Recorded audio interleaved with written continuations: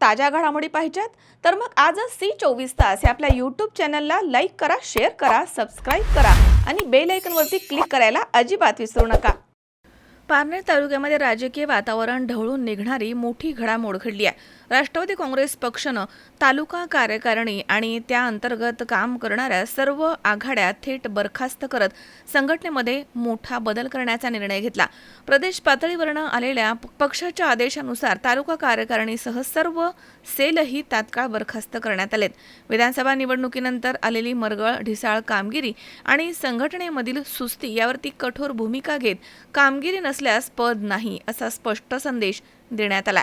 दरम्यान संघटना अधिक बळकट करण्यासाठी प्रत्येक गटात एक उपाध्यक्ष देण्याचा निर्णय घेण्यात आला। तसेच अवघ्या 8 दिवसांमध्ये नवीन कार्यकारिणी जाहीर करण्याचे आदेश देण्यात आलेत।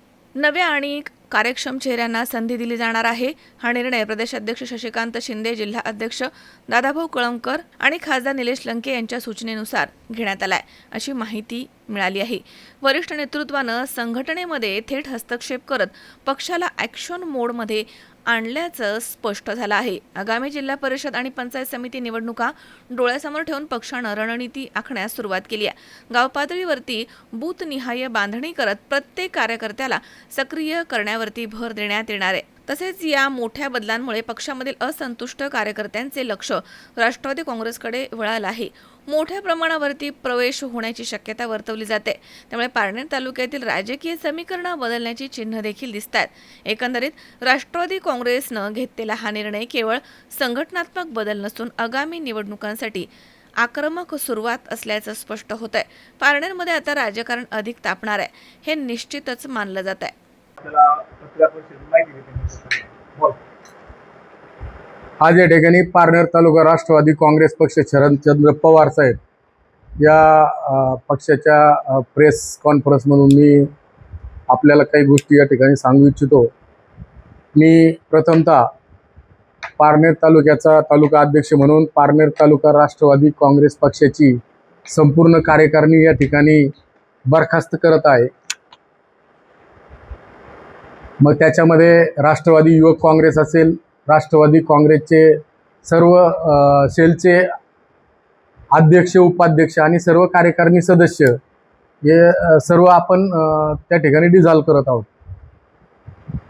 काय संदर्भाने